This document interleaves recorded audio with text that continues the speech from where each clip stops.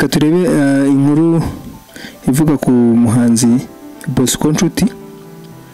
Ni inkuru iri ku nyarwanda.com, ifite umutwe uvuga ngo umuramyi Bosco Nshuti wamamaye mu ndirimbo Ibyo ntunze yijeje abazitabira ibitaramo azakorera i Burayi guhera muri uku kwezi kwa Gicurasi kuzahagirira ibihe byiza byo gusabana n'Imana binyuze mu kuramya. Bosco Nshuti uri mu bahanzi b'ibyamamare mu Rwanda, akunzwe mu ndirimbo zirimo Ibyo ntunze, Umutima, Utuma nishima, Ngoswe n'ingabo, Uranyumva, Ntacyantandukanya, Nzamuzura, Ni wowe, Dushimire, Isaha y'Imana na Ni muri Yesu n'izindi. Ari mu bahanzi ba gospel bahiriwe cyane n'umuziki, dore ko ari wo umutunze n'umuryango we. Yinjiranye imishinga ikomeye muri uyu mwaka wa 2025, aho avuga ko azazenguruka isi yogeza izina rya Yesu binyuze mu ndirimbo. Uyu muramyi ubarizwa muri ADPR ku Mukenke yavuze ko muri uyu mwaka wa 2025 azageza ku bakunzi be alubumu ye nshya ya 4 yise Ndahiriwe, akazayimurikira isi binyuze mu bitaramo yise Bosco Nshuti European Tour 2025 bizabera mu bihugu bitandukanye.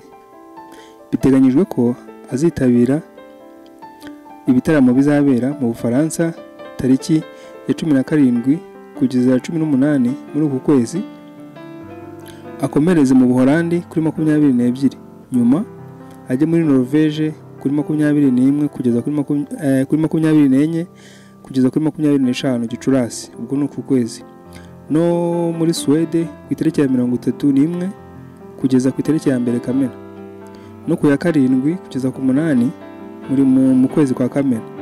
Ataramire muri Finland ku ya 14 kugeza ku 15, asubire muri Swede, hanyuma asoreze muri Denmark kuri 29 kugeza kuri 30.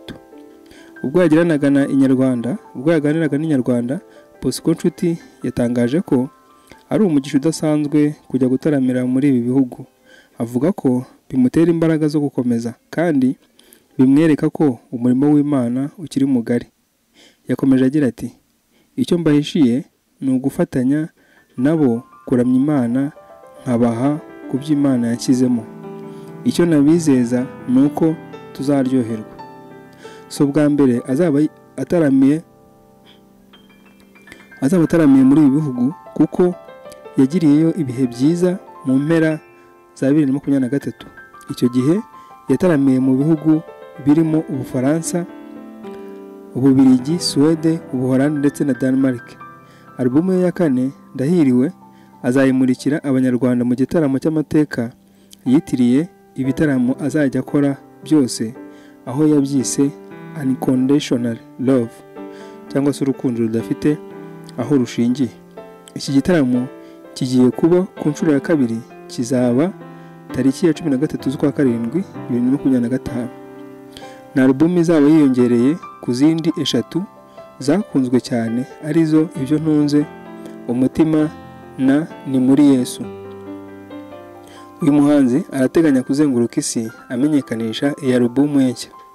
Mu kiganiro n'Inyarwanda, Bosco yavuze ko iki gitaramo agiye gukorera mu Rwanda cyavuye ku Mana, aho yamusabye kubwira amahanga urukundo rwayo.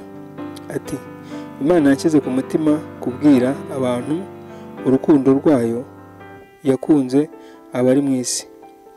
Avuga ko inshuro igitaramo cye yateguje Abanyarwanda nuko abantu bose bazakitabira bazunguka kumenya Yesu Kristo n'urukundo Imana yakunze abari mu isi bose ntawe ikuyemo.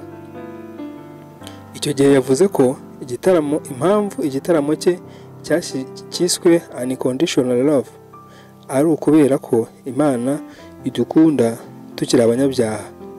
Nta kiguzi twatanze ngo Imana idukunda, ahubwo yadukunze tukiri babi, kuko ari Imana ubwayo ni urukundo.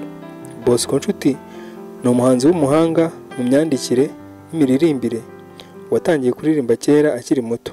ahera muri korali, ariko by'umwihariko akaba yaratangiriye kuririmba ku giti cye 2015. Ni umuhanzi ku giti cye, akanaririmba muri Siloam Choir na New Melody Choir.